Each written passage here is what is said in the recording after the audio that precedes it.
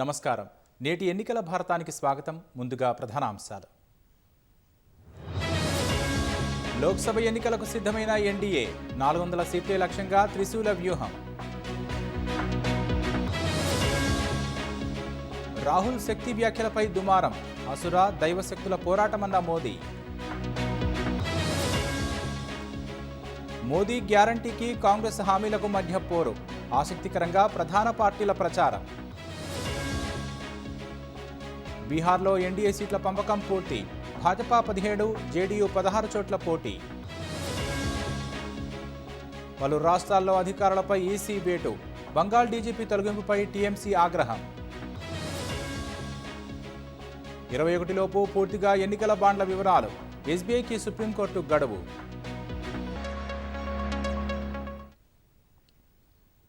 రాజకీయ వేడిని రగిలిస్తున్న 18వ లోక్సభ ఎన్నికలను ప్రతిష్టాత్మకంగా తీసుకున్న ప్రధాని నరేంద్ర మోదీ మూడోసారి పగ్గాలను చేపట్టేందుకు మరింత బలంగా రావాలని లక్ష్యంగా పెట్టుకున్నారు.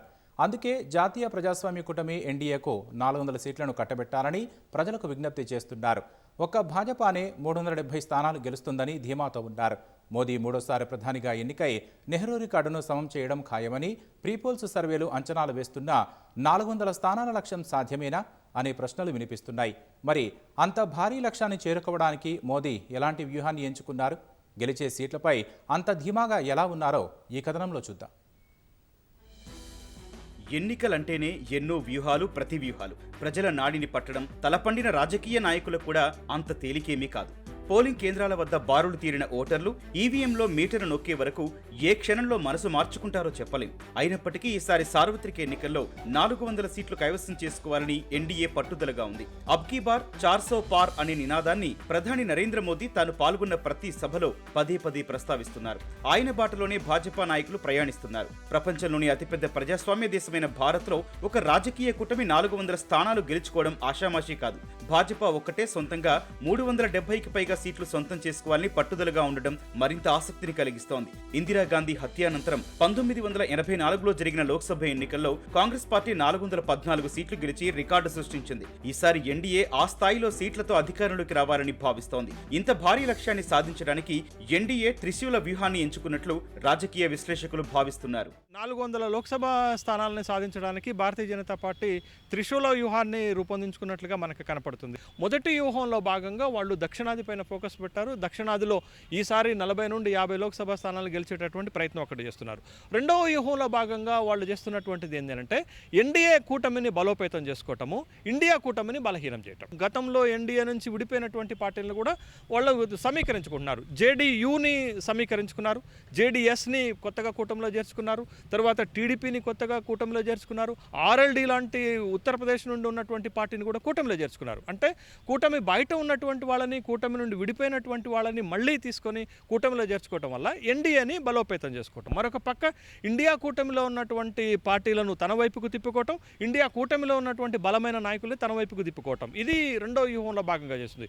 మూడో వ్యూహంలో భాగంగా ఏం చేస్తున్నారనంటే మోడీ చరిష్మాతోటి దేశవ్యాప్తంగా భారతీయ జనతా పార్టీ మళ్ళా గెలవబోతుంది అనేటటువంటి ఒక సానుకూలమైనటువంటి రాజకీయ వాతావరణాన్ని ఏర్పాటు చేయడంతో పాటు మోడీ ఇస్తున్నటువంటి నినాదం వికసిత్ భారత్ లాంటి నినాదం. ఈ 10 సంవత్సరాల్లో మోడీ ప్రభుత్వము చేసినటువంటి సంక్షేమాన్ని, అభివృద్ధిని ప్రజల ముందుకు తీసుకొస్తే ఈ వ్యూహంలో భాగంగా, ఈ మూడో వ్యూహంలో భాగంగా 400 లోక్సభ స్థానాల యొక్క టార్గెట్ని చేరుకోవాలని చూస్తున్నారు.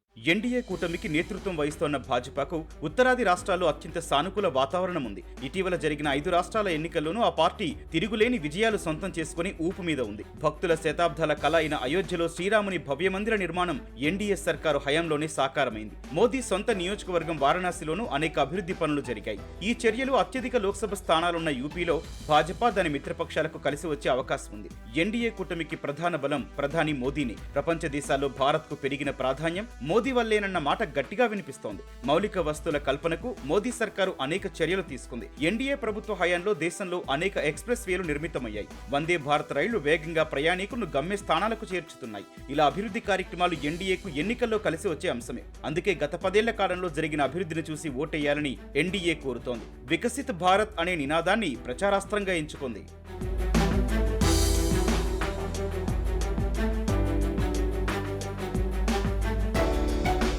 మోదీకి దీటైన నాయకుడు ప్రతిపక్ష కూటమి ఇండియాలో లేకపోవడం ఎన్డీఏకు కలిసి వస్తోంది. పాత మిత్రులతో బలోపేతమైన ఎన్డీఏకు దీటుగా ఇండియా కూటమి లేదనే వాదన వినిపిస్తోంది.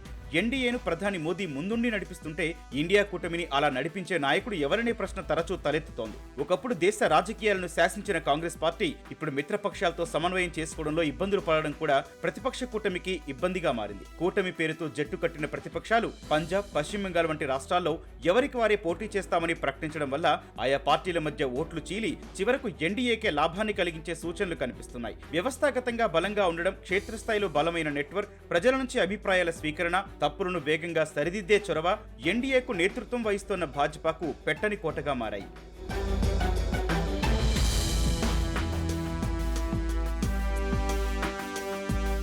భాజపా తరహాలో సూక్ష్మ ప్రణాళికలు తయారు చేసుకుని ఎన్నికలకు వెళ్లడంలో కాంగ్రెస్ పార్టీ విఫలం కావడం కాషాయ దళానికి మరో ఆయుధంగా మారింది. ఫలితంగా ప్రతికూల అంశాలను తనకు అనుకూలంగా మలుచుకుని ప్రత్యర్థులపై పైచేయి సాధించే కళను భాజపా అలవర్చుకుంది. ఆర్టికల్ 370 రద్దు, ట్రిపుల్ తలాక్, సిఏఏ అమలు లాంటి తన రాజకీయపరమైన ఎజెండాలు, ఉచిత ఆహార ధాన్యాల పంపిణీ, ఇంటింటికి కొళాయి నీరు, ప్రత్యక్ష నగదు బదిలీ విధానం లాంటి సంక్షేమ పథకాలతో తన పట్టును నిలుపుకునే ప్రయత్నం చేస్తోంది. పంచాయతీ ఎన్నికల నుంచి పార్లమెంటు వరకు ప్రతి ఎన్నికను బాధ్యతగా తీసుకుని గెలుపే లక్ష్యంగా పనిచేస్తోంది. దాని ఫలితంగానే హిందీ ప్రభావిత ప్రాంతాల్లో గరిష్ట లోక్సభ స్థానాలను కైవసం చేసుకునే స్థాయికి ఎదిగింది. ఆ ధీమాతోనే ఒక భాజపానే 370 సీట్లు సాధిస్తుందని మోదీ విశ్వాసం వ్యక్తం చేస్తున్నారు. దేశవ్యాప్తంగా ఎన్డీఏకు మెజార్టీ స్థానాలు వచ్చే అవకాశం ఉన్నప్పటికీ ఇండియా కూటమిలోని పక్షాలను తక్కువగా అంచనా వేయలేని పరిస్థితి. ఉత్తరప్రదేశ్లో అఖిలేష్ నేతృత్వంలోని సమాజ్వాదీ పార్టీ ఎన్డీఏకు గట్టి పోటీనిచ్చే అవకాశం ఉంది. బీహార్లో ఆర్జేడీ సైతం బలంగానే ఉంది. బంగాల్లో మమతా బెనర్జీ నేతృత్వంలోని తృణమూల్ కాంగ్రెస్ తో పోటీ ఆషామాషీ కాదు. ఎన్డీఏ 400 సీట్ల లక్ష్యానికి ప్రధాన అడ్డంకి దక్షిణాది రాష్ట్రాలే కావచ్చనే విశ్లేషణలు వినిపిస్తున్నాయి. ఎన్డీఏకు ఉత్తరాది రాష్ట్రాల్లో ఉన్నంత సానుకూల వాతావరణం భాజపా దాని మిత్రపక్షాలకు లేవనే వాదన ఉంది. అందుకే ఈసారి దక్షిణాది రాష్ట్రాలపై మరింత దృష్టి పెట్టిన ప్రధాని మోదీ విస్తృతంగా ప్రజల్లోకి వెళ్తున్నారు. సుడిగాలి పర్యటనలతో భాజపా మిత్రపక్షాల శ్రేణుల్లో ఉత్సాహం నింపుతున్నారు. మోడీకి, భారతీయ జనతా పార్టీకి ఒక ప్రత్యామ్నాయం దీటైన నాయకులు లేరనేటువంటి ఒక్క అంచనాయే అది భారతీయ జనతా పార్టీకి, నరేంద్ర మోడీ గారికి బలంగా అనుకూలంగా కనిపిస్తున్నది. నరేంద్ర మోడీ గారి ప్రభుత్వము రైల్వేలు, ఎయిర్పోర్టులు, రేవు పట్టణాలు, ఇతర మౌలిక సదుపాయాల కల్పనలో మెరుగైన రోడ్డు రవాణా మార్గాలు నిర్మాణంలో కొంత మెరుగైన కృషి చేస్తున్నప్పటికీ కూడా ఏడాదికి 2 కోట్ల ఉద్యోగాలు కల్పిస్తామనేటువంటి హామీని 10% కూడా అమలు చేయనటువంటి పరిస్థితి ఉంది. కాబట్టి యువతలో నెలకొన్నటువంటి అసంతృప్తి మరి ఏ విధంగా వాళ్ళు చూస్తారనే ప్రత్యామ్నాయం ఉన్న చోట్ల కొంత ప్రత్యామ్నాయ పార్టీలకు ఓటేసేటువంటి పరిస్థితి ఉంటుంది. ప్రత్యామ్నాయం లేని చోట్ల ఇంకా భారతీయ జనతా పార్టీకి ఆ మిత్రపక్షాలకి ఓట్లు గెలుస్తాయి కనుక జరిగే అనూహ్య పరిణామాలు సంభవిస్తే తప్ప ఇప్పుడున్నటువంటి పరిస్థితుల్లో భారతీయ జనతా పార్టీకి, ఎన్డీఏకే ఎక్కువ మెజారిటీ లభించే అవకాశాలు ఉన్నటువంటి అంచనాలు ఉన్నాయి. అది వాస్తవం కూడా కావచ్చు. అందుకోసము మరి భారతీయ జనతా పార్టీ అదేవిధంగా నరేంద్ర మోడీ గారు కూడా మరి ప్రతి రాష్ట్రంలోనూ కలయి తిరుగుతూ ఆయన ప్రజలను అక్కడికే స్థానిక ప్రజలను ఆకట్టుకోవడానికి అనేకమైనటువంటి వరాలు ప్రకటిస్తూ ఆయన కలయి తిరుగుతున్నారు. ఎలక్టోరల్ బాండ్లపై సుప్రీంకోర్టు తీర్పు ఎన్డీఏ సర్కారుకు ఎన్నికల్లో కొంత ప్రతికూలంగా పరిణమించే అవకాశాలుంటాయనే వాదన వినిపిస్తోంది. అయితే సంక్షేమం, అభివృద్ధి ఎజెండాతో పోల్చితే పార్టీలకు విరాళాల అంశం ప్రభావం చూపేది తక్కువనే అభిప్రాయాలు కూడా వ్యక్తమవుతున్నాయి. ముంబైలో విపక్ష కూటమి ఇండియా నేతలు హాజరైన సభలో శక్తి పేరిట కాంగ్రెస్ నేత రాహుల్ గాంధీ చేసిన వ్యాఖ్యలు తీవ్ర దుమారం రేపాయి. హిందూ ధర్మంలో శక్తి అనే శబ్దం ఉంటుందని, ఓ శక్తితో తాము పోరాడుతున్నామని రాహుల్ వ్యాఖ్యానించగా ప్రధాని మోదీ ఆ వ్యాఖ్యలను తీవ్రంగా ఖండించారు. ప్రజలంతా పూజించే శక్తిని నాశనం చేయడమే విపక్ష కూటమి ఇండియా మేనిఫెస్టో అని మోదీ విమర్శించారు. సార్వత్రిక ఎన్నికల సమరాన్ని అసురశక్తికి, దైవశక్తికి మధ్య పోరుగా అభివర్ణించారు. ముంబైలో జరిగిన విపక్ష కూటమి ఇండియా సభలో మాట్లాడిన కాంగ్రెస్ నేత రాహుల్ గాంధీ శక్తి పేరిట చేసిన విమర్శలు ఇప్పుడు అధికార విపక్షాల మధ్య మాటల యుద్ధానికి దారితీశాయి. ఓ శక్తితో తాము పోరాడుతున్నామన్న రాహుల్ విపక్ష పార్టీలో ఉన్న నేతను ఆ శక్తి బలవంతంగా భాజపాలోకి తీసుకెళ్తోందని విమర్శించారు. हिंदू धर्म में शक्ति शब्द होता है. हम शक्ति से लड़ रहे हैं, एक शक्ति से लड़ रहे हैं. अब सवाल उठता है वो शक्ति क्या है. जैसे किसी ने यहां कहा राजा की आत्मा ईवीएम में है, हिंदुस्तान की हर संस्था में है, ईडी में है, सीबीआई में है, इनकम टैक्स डिपार्टमेंट में है. क्या आप सोचते हो शिवसेना के लोग, एनसी के लोग ऐसे ही चले गए? नहीं, जिस शक्ति के मैं बात कर रहा हूं, उन्होंने उनका गला पकड़कर उनको बीजेपी की ओर किया है और वो सब डर के गए हैं। శక్తి అనే పదాన్ని ఉపయోగించి రాహుల్ చేసిన విమర్శలపై భాజపా నేతలు మండిపడుతున్నారు. అందరూ పూజించే శక్తిని నాశనం చేస్తామని ఇండియా కూటమి మేనిఫెస్టో చెబుతోందని తెలంగాణలోని జగిత్యాలలో జరిగిన సభలో ప్రధాని మోదీ విమర్శలు గుప్పించారు. సార్వత్రిక ఎన్నికల సమరాన్ని శక్తిని పూజించేవారు, శక్తిని నాశనం చేసేవారి మధ్య యుద్ధంగా అభివర్ణించారు. क्या भारत की धरती पर कोई शक्ति के विनाश की बात कर सकता है? क्या शक्ति का विनाश हमें मंजूर है? हम सब शक्ति की आराधना करते हैं कि नहीं करते हैं? जहां चंद्रयान ने लैंड किया, हमने उस सफलता को भी शिव शक्ति नाम देकर के शिव शक्ति को समर्पित किया है. माताएं बहनें, शक्ति स्वरूपा आप है. क्या ऐसे लोगों को शक्ति का विनाश करने के मौका देंगे? क्या शक्ति का विनाश करने वालों का विनाश होना चाहिए कि नहीं होना चाहिए? शक्ति स्वरूपा माताओं की रक्षा होनी चाहिए कि नहीं होनी चाहिए? इंडिया अलायंस ने कल अपनी घोषणा जाहिर कर दी है और इसलिए लड़ाई एक तरफ शक्ति के विनाश के लोग करने वाले लोग हैं, दूसरी तरफ शक्ति की पूजा करने वाले लोग हैं. శక్తిని నాశనం చేయాలనుకునే వారు నెగ్గుతారో లేదా శక్తిని పూజించేవారు నెగ్గుతారో ఎన్నికల ఫలితాలు వెలువడే జూన్ 4వ తేదీన తేలుతుందని మోదీ అన్నారు. శక్తి పేరిట తాను చేసిన వ్యాఖ్యలపై భాజపా నేతల నుంచి తీవ్ర విమర్శలు వ్యక్తమైన వేళ సామాజిక మాధ్యమం ఎక్స్ వేదికగా రాహుల్ గాంధీ స్పందించారు. తాను మతపరమైన శక్తి కోసం మాట్లాడలేదని పేర్కొన్నారు. అధర్మం, అవినీతి, అబద్ధాలతో కూడిన శక్తి కోసమే తాను మాట్లాడినట్లు తెలిపారు. మోదీకి తన మాటలంటే ఇష్టం ఉండదని, అందుకే వాటిని వక్రీకరించారని రాహుల్ ఆరోపించారు. తాను చెప్పిన శక్తికి మోదీ ఒక మాస్క్ అని అన్నారు. ఆ శక్తి భారత గళాన్ని, దర్యాప్తు సంస్థలను, ఎన్నికల సంఘాల్ని, మీడియాను తన గుప్పిట్లో పెట్టుకుందని విమర్శించారు. పెరిగిన ధరలను అరికట్టకుండా పేదలపై జీఎస్టీ భారాన్ని మోపారని రాహుల్ ఆరోపించారు. రైతు రుణాలను మాఫీ చేయలేని వారు బ్యాంకులకు చెందిన వేల కోట్ల రుణాలు మాఫీ చేశారని రాహుల్ విమర్శించారు. బీహార్లో లోక్సభ ఎన్నికల కోసం ఎన్డీఏ కూటమి మధ్య సీట్ల పంపకం ముగిసింది. ఈ మేరకు భాజపా బీహార్ ఇన్ఛార్జ్ వినోద్ తావడే ప్రకటించారు. మొత్తం 40 లోక్సభ సీట్లు ఉన్న బీహార్లో 17 స్థానాల్లో భాజపా పోటీ చేయనుండగా నితీష్ కుమార్ నేతృత్వంలోని జేడీయూ 16 స్థానాల్లో పోటీ చేయనుంది. దివంగత రామ్విలాస్ పాస్వాన్ కుమారుడు చిరాగ్ పాస్వాన్కు చెందిన లోక్ జనశక్తి రామ్విలాస్ పార్టీ 5 స్థానాల్లో బరిలోకి దిగనుంది. రాష్ట్రీయ లోక్ సమతా పార్టీకి చెందిన ఉపేంద్ర కుష్వాహా, హిందుస్థానీ అవామ్ మోర్చా ఒక్కో చోట బరిలోకి దిగనున్నాయి. లోక్ జనశక్తి పార్టీ అధ్యక్షుడు చిరాగ్ పాస్వాన్ హాజీపూర్ లోక్సభ స్థానం నుంచి పోటీ చేయనున్నారు. మిగిలిన స్థానాలకు త్వరలోనే అభ్యర్థులను ప్రకటిస్తామని కూటమిలోని పార్టీలు వెల్లడించాయి.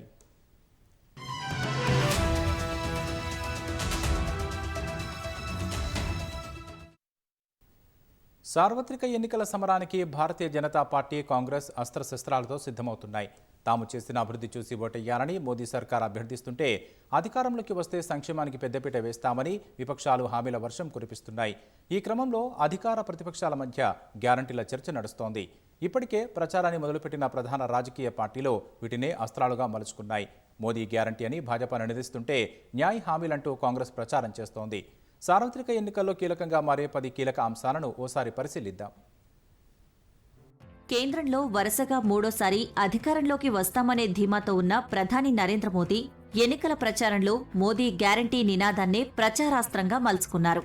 యువత, మహిళా సాధికారత, రైతుల సంక్షేమంతో పాటు దశాబ్దాలుగా నిరాదరణకు గురైన అట్టడుగు, బలహీన వర్గాల అభివృద్ధే మోదీ గ్యారంటీలో భాగమని భాజపా ప్రచారం చేస్తోంది. ప్రభుత్వ సంక్షేమ పథకాలు క్షేత్రస్థాయిలో అందరికీ చేరాలన్నదే తమ లక్ష్యమని తెలిపారు. ఇదే నినాదం తాజా ఎన్నికల్లో అధికార, విపక్షాల మధ్య మాటల యుద్ధానికి తెరతీస్తోంది. లోక్సభ ఎన్నికల్లో ఈ హామీనే ప్రధాన అస్త్రంగా మారనుంది. ఈసారి ఎలాగైనా అధికారంలోకి రావాలని భావిస్తున్న కాంగ్రెస్ పార్టీ 5 న్యాయ్ గ్యారంటీల హామీతో ప్రచార పర్వంలోకి దిగింది. హిమాచల్ ప్రదేశ్, కర్ణాటక, తెలంగాణ అసెంబ్లీ ఎన్నికలు హస్తం పార్టీకి కొత్త ఊపిరినిచ్చాయి. 5 గ్యారంటీలతో ఎన్నికలకు వెళ్లిన హస్తం పార్టీ అధికారాన్ని చేపట్టింది.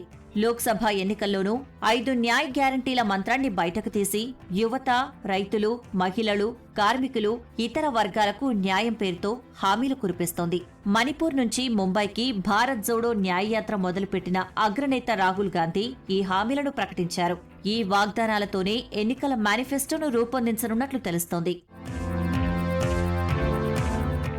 దేశంలో నిరుద్యోగం విపరీతంగా పెరుగుతుండటంతో పాటు నిత్యావసర వస్తువుల ధరలకు రెక్కలు వచ్చిన విషయాన్ని కాంగ్రెస్తో పాటు విపక్ష ఇండియా కూటమి ప్రధానంగా ప్రస్తావిస్తున్నాయి. ఉద్యోగాలు కల్పించకపోవడమే అతిపెద్ద సమస్యని విపక్షాలు చెబుతుంటే అధికార భాజపా మాత్రం వీటిని తిప్పికొడుతోంది. పెరుగుతోన్న ఉద్యోగాలు ఆర్థిక వ్యవస్థ వృద్ధిని ఉదహరిస్తోంది. సార్వత్రిక ఎన్నికల సమరంలో నిరుద్యోగం, నిత్యావసరాల ధరల పెరుగుదలపై తీవ్ర చర్చ జరిగే అవకాశముంది. ఆర్టికల్ 370 రద్దు, పౌరసత్వ సవరణ చట్టం అమలు కూడా ఈసారి ఎన్నికల్లో కీలక పాత్ర పోషించనున్నాయి. జమ్మూ కశ్మీర్లో ఆర్టికల్ 370 రద్దు, సీఏఏ అమలులో సాధించిన విజయాన్ని భాజపా ప్రధానంగా ప్రచారం చేసుకోనుంది. ఉమ్మడి పౌర స్మృతిని జాతీయ స్థాయిలో తీసుకువచ్చేందుకు ప్రయత్నిస్తోన్న భాజపా ఉత్తరాఖండ్లో ఈ చట్టాన్ని తీసుకొచ్చింది. దీనిపై విపక్ష పార్టీలు మండిపడుతున్నాయి. ప్రజల్లో విభజన తెచ్చే ప్రయత్నమని విమర్శలు గుప్పిస్తున్నాయి. ఈ రెండు అంశాలు ఎన్నికల ప్రచారం వేళ మరింత కీలకంగా మారే అవకాశముంది. శతాబ్దాలుగా ఎదురుచూసిన రామమందిర నిర్మాణం చివరకు సాకారమైంది. జనవరి 22న అయోధ్యలో బాలరాముడి ప్రాణప్రతిష్ఠ వేడుకకు ప్రధాని మోదీ నేతృత్వం వహించడంతో పాటు RSS chief Mohan Bhagwat, UP CM యోగి ఆదిత్యనాథ్లు ప్రధాన ఆకర్షణగా నిలిచారు. ప్రధాని మోదీ వల్లే ఇది సాధ్యమైందని భాజపా శ్రేణులు పేర్కొంటున్నాయి. అయోధ్య ప్రభావం దేశవ్యాప్తంగా ఉంటుందని విపక్ష నేతలు కూడా అంగీకరిస్తున్నారు. ఉత్తర భారతంలో అయోధ్య రామమందిర నిర్మాణం భాజపాకు మేలు చేసిందని ప్రతిపక్ష నేతలు అంగీకరిస్తున్నారు. కనీసం 370 సీట్లు వస్తాయన్న విశ్వాసం భాజపాకు రామమందిర నిర్మాణమే ఇచ్చిందని విశ్లేషకులు అంటున్నారు. సుప్రీంకోర్టు ఆదేశాలతో ఎన్నికల బాండ్ల వివరాలు బహిర్గతమయ్యాయి. వీటిపై అనేక అనుమానాలు వ్యక్తం చేస్తున్న కాంగ్రెస్ ఉన్నత స్థాయి దర్యాప్తు జరిపించడంతో పాటు భాజపా బ్యాంకు ఖాతాలను నిలిపివేయాలని డిమాండ్ చేస్తోంది. ఎన్నికల షెడ్యూలు వెలువడే కొన్ని రోజుల ముందే ఎన్నికల బాండ్ల అంశం తెరపైకి రావడంతో విపక్షాలు దీన్ని ప్రచారాస్త్రంగా మలుచుకునేందుకు ప్రయత్నిస్తున్నాయి. ఇది ఖచ్చితంగా ఎన్నికల ప్రచారంలో ప్రతిపక్షాలకు అస్త్రంగా మారనుందని విశ్లేషకులు అంచనా వేస్తున్నారు. సుపరిపాలన, వేగవంతమైన వృద్ధి, భవిష్యత్తు కోసం దార్శనికతపై మోదీ హామీ ఇస్తున్నారని, ఇది అమృత్ కాలని భాజపా ప్రచారం చేస్తోంది. అయితే నిరుద్యోగం, ధరల పెరుగుదల, వ్యవస్థల అణచివేత, రాజ్యాంగంపై దాడి, ఆర్థిక అసమానతలు గత 10 ఏళ్లలో పెరిగాయని చెబుతోన్న కాంగ్రెస్ ఇది అన్యాయకాలని విమర్శలు గుప్పిస్తోంది. గత 10 ఏళ్లలో ప్రభుత్వ వైఫల్యాలను ప్రతిపక్షాలు ఎత్తిచూపుతున్నా కరోనాపై పోరు, తగ్గిన పేదరికం, ఉచిత రేషన్ పథకం వంటి పథకాల ప్రచారంతో భాజపా వాటిని తిప్పికొడుతోంది. కనీస మద్దతు ధర, ఇతర సమస్యలపై ఉద్యమం చేస్తోన్న రైతులు దేశ రాజధానిని మరోసారి ముట్టడించేందుకు సిద్ధమయ్యారు. ఇదే విషయాన్ని లేవనెత్తుతోన్న విపక్షాలు రైతులను మోదీ ప్రభుత్వం మోసం చేసిందని విమర్శిస్తున్నాయి. ఇండియా కూటమి అధికారంలోకి వస్తే కనీస మద్దతు ధర ఇస్తామని హామీ కూడా ఇచ్చాయి. భాజపా నేతలు మాత్రం రైతులతో చర్చలు జరుపుతున్నామని, ఇది రాజకీయ ప్రేరేపితమని ఆరోపిస్తున్నారు. తాజా లోక్సభ ఎన్నికల్లో ఇది కూడా ప్రచారాస్త్రంగా మారనుంది. తాజా సార్వత్రిక ఎన్నికలు భాజపా, కాంగ్రెస్ మధ్య సిద్ధాంతాల యుద్ధమని రాజకీయ విశ్లేషకులు పేర్కొంటున్నారు. ఈ రెండు పార్టీలు తమ సైద్ధాంతిక సూత్రాలను ప్రజల ముందు ఉంచనున్నాయని, వీటిలో ఏది కావాలో తేల్చుకోవాలని ఓటర్లను కోరనున్నట్లు చెబుతున్నారు. భారత్ను అభివృద్ధి చెందిన దేశంగా తీర్చిదిద్దడమే లక్ష్యమని ప్రధాని మోదీ ఉద్ఘాటిస్తున్నారు. 2047 నాటికి లక్ష్యాన్ని సాధించేందుకు తమ ప్రభుత్వం అన్ని చర్యలు తీసుకుంటోందని భాజపా చెబుతోంది. దీన్నే వికసిత్ భారత్గా ప్రచారం చేస్తున్నప్పటికీ విపక్షాలు మాత్రం దీన్ని మరో మోసమని ఆరోపిస్తున్నాయి. ఇలా లోక్సభ ఎన్నికల వేళ పలు కీలక అంశాలు క్షేత్రస్థాయిలో ప్రచారాస్త్రాలుగా మారనున్నాయి. సార్వత్రిక ఎన్నికల వేళ కేంద్ర ఎన్నికల సంఘం కీలక నిర్ణయం తీసుకుంది. పలు రాష్ట్రాల్లో అధికారులపై వేటు వేసింది. గుజరాత్, ఉత్తరప్రదేశ్, బీహార్, జార్ఖండ్, హిమాచల్ ప్రదేశ్, ఉత్తరాఖండ్ హోంశాఖ కార్యదర్శులను తొలగించింది. పశ్చిమ బంగాల్ డీజీపీని సైతం బాధ్యతల నుంచి తప్పించింది. ఈసీ చర్యలపై తృణమూల్ కాంగ్రెస్ మండిపడింది. ఎన్నికల సంఘంపై భాజపా నియంత్రణకు ఇది స్పష్టమైన ఉదాహరణ అని ఆరోపించింది. లోక్సభ ఎన్నికల వేళ కొన్ని రాష్ట్రాల్లో ఉన్నతాధికారులపై కేంద్ర ఎన్నికల సంఘం కొరడా ఝుళిపించింది. గుజరాత్, ఉత్తరప్రదేశ్, బీహార్, జార్ఖండ్, హిమాచల్ ప్రదేశ్, ఉత్తరాఖండ్ హోంశాఖ కార్యదర్శుల్ని తొలగించాలని ఆదేశాలు జారీ చేసింది. వీరు ఆయా రాష్ట్రాల్లో సీఎం కార్యాలయాల్లో కూడా పనిచేస్తూ ద్వంద్వ విధులు నిర్వర్తిస్తున్నట్లు తెలిపింది. అదేవిధంగా పశ్చిమ బెంగాల్ డీజీపీని ఆ బాధ్యతల నుంచి తప్పించింది. ఎన్నికలకు సంబంధం లేని విధులను ఆయనకు అప్పగించాలని సూచించింది. లోక్సభ ఎన్నికల కోడ్ అమల్లోకి వచ్చాక ఎన్నికల సంఘం ఈ మేరకు చర్యలు తీసుకోవడం ఇదే తొలిసారి. బృహన్ ముంబై మున్సిపల్ కమిషనర్ ఇక్బాల్ సింగ్ చాహల్తో పాటు అదనపు కమిషనర్లు, ఉప కమిషనర్లపైన వేటు పడింది. మిజోరాం, హిమాచల్ ప్రదేశ్ సాధారణ పరిపాలనా విభాగాల కార్యదర్శుల్ని కూడా తొలగించాలని ఈసీ ఆదేశాలు జారీ చేసింది. ఎన్నికల విధులతో సంబంధం ఉండి సొంత జిల్లాల్లో 3 ఏళ్లకు పైగా పనిచేస్తున్న అధికారుల్ని బదిలీ చేయాలని ఇదివరకే ఈసీ సూచించింది.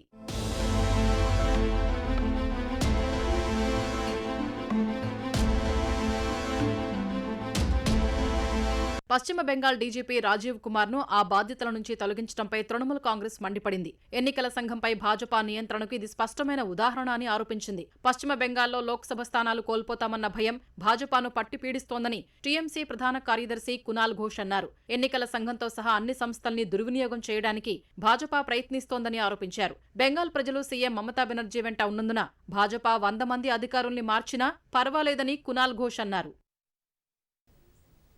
ఎలక్టోరల్ బాండ్ల విషయంలో స్టేట్ బ్యాంక్ ఆఫ్ ఇండియాపై సుప్రీంకోర్టు ఆగ్రహం వ్యక్తం చేసింది.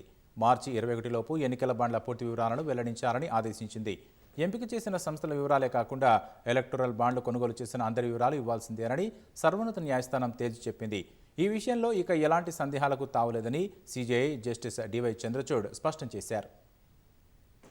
ఎన్నికల బాండ్ల బహిర్గతం అంశంలో స్టేట్ బ్యాంక్ ఆఫ్ ఇండియాకు సుప్రీంకోర్టు రాజ్యాంగ ధర్మాసనం మరోసారి స్పష్టమైన ఆదేశాలు జారీ చేసింది. మార్చి 21లోగా ఎలక్టోరల్ బాండ్ల వివరాలను పూర్తిగా వెల్లడించాలని ఎస్బీఐను సీజేఐ జస్టిస్ చంద్రచూడ్ నేతృత్వంలోని 5 సభ్యుల రాజ్యాంగ ధర్మాసనం ఆదేశించింది. తమ వద్ద ఉన్న ఎలక్టోరల్ బాండ్ల వివరాలన్నీ బహిర్గతం చేశామని, ఎలాంటి వివరాలు దాచిపెట్టలేదని గురువారం సాయంత్రం 5 గంటలలోపు ప్రమాణపత్రం దాఖలు చేయాలని ఎస్బీఐ చైర్మన్ దినేష్ ఖేరాను సుప్రీంకోర్టు రాజ్యాంగ ధర్మాసనం ఆదేశించింది. బాండ్ల నెంబర్లతో సహా అన్ని వివరాలను ఇవ్వాలని ఎస్బీఐని ఆదేశించింది. స్టేట్ బ్యాంక్ ఆఫ్ ఇండియా తరపున విచారణకు హాజరైన సీనియర్ న్యాయవాది హరీష్ సాల్వే ఎలక్టోరల్ బాండ్ల సీరియల్ కోడ్ను కూడా ఎన్నికల సంఘానికి ఇచ్చేందుకు ఎస్బీఐ సిద్ధంగా ఉందని కోర్టుకు తెలిపారు. ఎలక్టోరల్ బాండ్లకు సంబంధించి తమ వద్ద ఉన్న మొత్తం సమాచారాన్ని అందిస్తామని, ఎలాంటి డేటాను ఎస్బీఐ తన వద్ద ఉంచుకోదని సాల్వే కోర్టు దృష్టికి తెచ్చారు.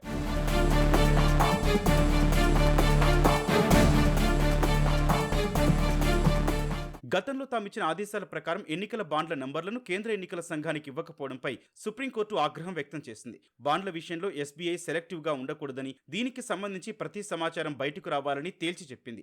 ఏ దాత ఏ పార్టీకి ఎంత ఇచ్చారనే విషయాన్ని తెలియచేసే యూనిక్ నంబర్లతో పాటు అన్ని వివరాలను ఎస్బీఐ ఈసీకి ఇవ్వాల్సిందేనని, ఇందులో ఎలాంటి సందేహాలకు ఇక తావు లేదని స్పష్టం చేసింది. ఎస్బీఐ నుంచి పూర్తి వివరాలు అందిన వెంటనే వాటిని ఎన్నికల సంఘం తమ వెబ్సైట్లో అప్లోడ్ చేయాలని ఆదేశించింది. ఎన్నికల బాండ్లను బహిర్గతం చేయడం ఎస్బీఐ విధి అని రాజ్యాంగ ధర్మాసనం వ్యాఖ్యానించింది.